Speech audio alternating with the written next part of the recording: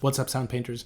In this lesson, I'm going to be talking about mining your gems. At this point, we know what music composition is. We have a broad definition that's going to help us to maintain a healthy relationship with our work.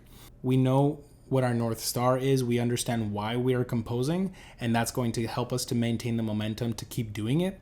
The next phase is how to mine your gems. Now, the way that I like to think about it is like, these gems exist at the intersections of all of the most interesting things that we've ever heard in our life. And the reason that we write these pieces is because these are the things that we want to be hearing, right? Now, this doesn't necessarily include just the music that we like. It's also the music that we don't like, because there are going to be things that you hear.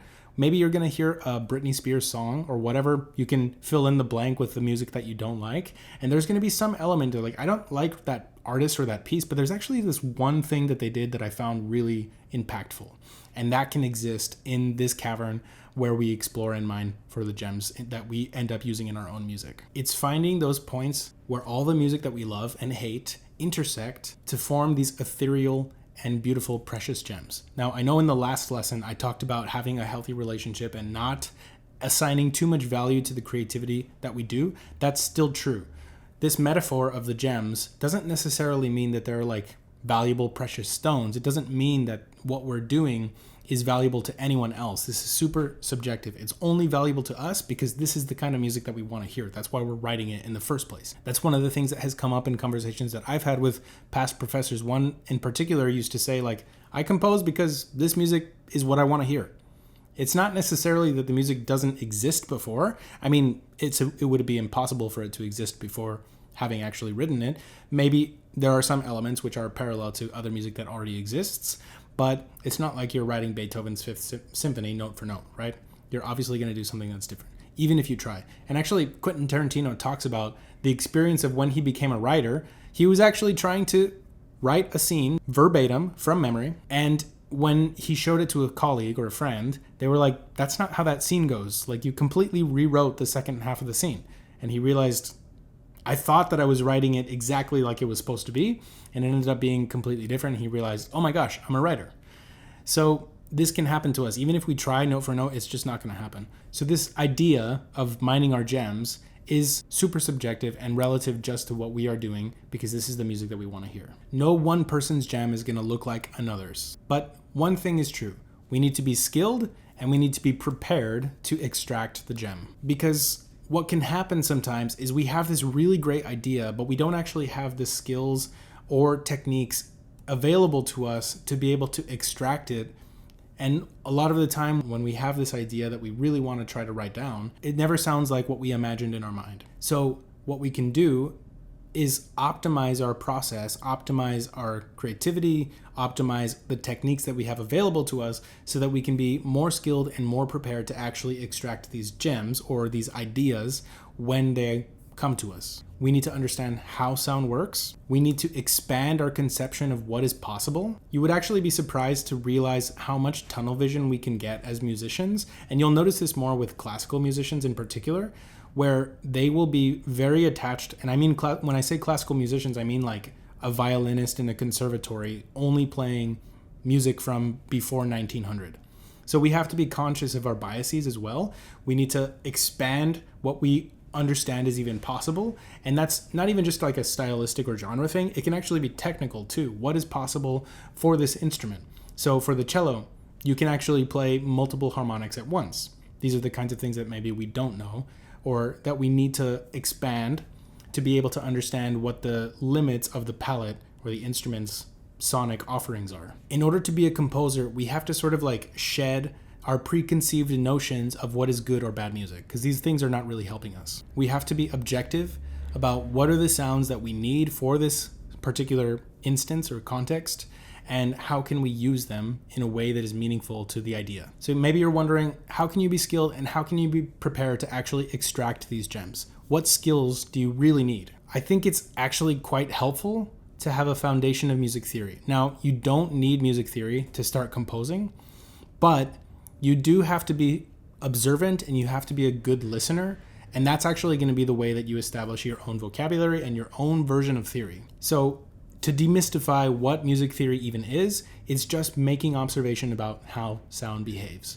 And so if you have sort of like a love-hate relationship with music theory, it may just be that there's a particular approach or a particular pedagogy of music theory that you are a little bit averse to, or that maybe you were turned off to by a certain professor that you had in the past, or maybe it's just something that you don't feel that you need. There are some artists who feel that they don't need it, and there are some artists who are highly successful who actually never learned how to either read music or to analyze scores.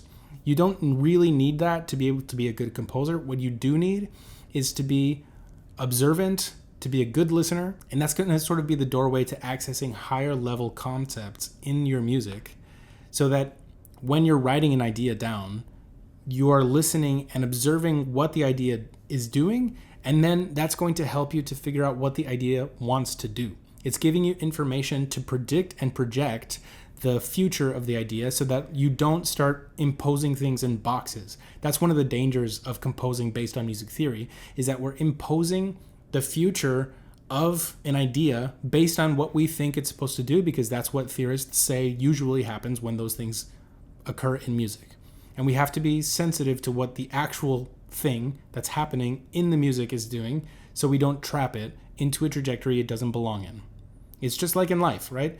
If you have children, you don't want to enforce or impose a particular future on them, because they're just going to suffer, or they're just going to feel like they have to meet those expectations in order to make you happy. And that's going to be the way that they validate whatever decisions that they're doing, but it may not be what actually makes them happy. Now, sometimes it is what makes them happy, but we don't know, right? We have to be constantly sensitive and listening so that we don't end up making them unhappy, because that would be really sad. And if you've experienced that, where your parents were very imposing on you, then you understand what that feels like. So sometimes composing is like being a parent. And so this may not relate to everyone, but I sort of think about it like that sometimes, where you want to prepare your music to be able to exist and to be able to function at the most optimal level by making all of the decisions that need to happen in order for it to succeed without imposing your will on them. So you need to be sensitive and listening all the time. And so that's how I think about music theory, is you're listening and you're observing and you're making decisions to help the idea succeed. One of the things that has helped me is to keep a listening journal, so that when I listen to music, I just observe what's happening. And so the analysis that you do when you're listening, it's not like super high-tech academic analysis. It's just making observations. And then afterwards, there's a phase where you can actually analyze what decisions you're making, what things are actually happening in the music. And that's going to help you to establish a vocabulary by realizing that in all of these different pieces that you listen to, there were these certain elements that you were actually really excited about. And it's also going to show you, like, if you listen to just flute music, you're going to realize, oh, every composer that writes for flute does this, or every composer that writes for bassoon does that. And so you're going to be like, either I want to continue in the dialogue of doing those things, or I have no interest in doing the same thing again, because it's just going to sound like those pieces. But if you're not listening and you're not taking notes and you're not really observing those things, you might run into the trap of either continuing the dialogue without realizing it, or not continuing the dialogue without realizing it. Either way, I think it's helpful to take notes. And you can do the same thing for your own music. Like, look at the score if you don't have a recording for it yet. Take notes about what you're doing and see how you can project the future of the idea so that you optimize it for success. If you do have some kind of audio feedback, either you're doing some sort of mock-up in a DAW, or you have like a music notation software, then listen to the piece, take notes, write down what is actually happening, write down where moments feel like they're truncated, and then start to decide how you can make those moments better. And obviously in our weekly sessions, I'm going to be helping you to figure out all of these different things as well. But it's important to have a sort of idea, like maybe you get to a point where you realize, oh, there was this one moment in the piece that I feel isn't quite right, but I'm not sure how to do it. Then you can bring that moment and you have a question like, I want to ask you about 57, like measure 57. How can I actually do this?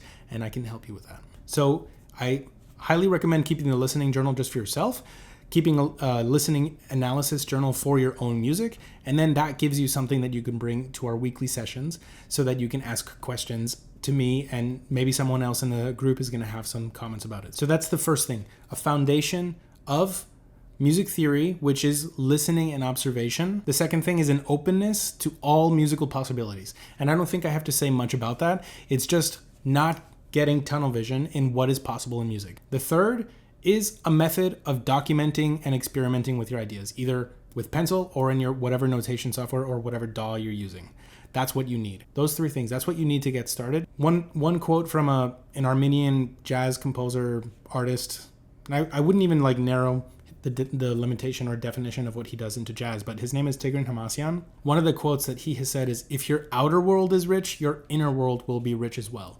And so I think about that a lot with music. If you can enrich what you know is possible, then your music is going to be enriched as well. It's sort of like nutrients in the soil. If the soil is sort of 3, 4, 5 years old, there's not much nutrients that those plants can get anymore. They've gotten everything that they can from it. So you need to add new fertilizer, new nutrients, new soil, so that the ideas can continue to flourish and grow. So there are a few things that we have to keep in mind. The first thing is that sometimes a gem is not ready to be extracted. It might need more time to fully crystallize. Don't obsess over it. If you can't figure out a way to make that piece work or that idea work, then just give it some space, give it time. Maybe a year from now, after having written some other pieces, you will have gained the skills to be able to extract it. And that's okay. And when you come back later, it's going to be easier. You're not going to suffer as much. And the music is going to be better. The idea is going to be better because you will have more skills and you'll be more prepared to bring it out. So it could be that you're not ready, right? To give you an example of this, there's a famous Mexican director named Alfonso Cuarón, and he made the movie Gravity, which many of you have probably seen. If you haven't, it's a great movie. You should see it. So he talks about this film that he made, Roma, for Netflix, that every single film that he made before making Roma was a preparation to make it. And there are little elements in every movie he made before it, which ended up being in Roma. That's what I'm referring to. He wasn't ready yet to make Roma when he started making Gravity. That's why he made Gravity, was to explore these different ideas in this different context so that when he went to make the movie that he really wanted to make, he was ready and he had the skills and he was prepared. So this can happen to us. Maybe there's an idea that's really special to you that you really want to get out into the world. First, you need to go through a bunch of other pieces before you have the skills that you need to be able to actually write that piece and make that idea shine. And that's okay. Music takes time. Be patient with yourself and be patient with the results. Every piece is an opportunity to fail at extracting the gem. And it's okay. These gems are not real gems. They are ephemeral. They are ideas. And so you can't really break an idea. You just have to give the idea time to crystallize and be ready for the moment of extraction. Each attempt in new music in different pieces is going to be a failure in the sense that you didn't extract the gem or you didn't make that idea work, but it's going to give you a lesson or give you the experience that you need to understand what is actually the best way to do it. So you have to just respect the process and be humble. I still encounter times in my own music where I struggle with a particular idea and I'm not really sure of how to make it work. And I understand that I might not be ready or the idea itself might not be ready. Maybe I need to listen to more music. Maybe I need to write more music before that idea is ready to come out. If it's really easy to extract it from the beginning, then it could be that that idea was just ready to go and you already went through this process. Or it could be that you've already done it 1,000 times and maybe it's not really going to get you to a new place as a composer. You're just writing the same piece every time. And so that gem is sort of losing value because the more of it that you have, the less valuable it is, right? So we just have to be mindful of that. Respect the process. Be patient. Keep composing. The next step in the process, now that we understand all of this, is to listen to a lot of music, like a lot.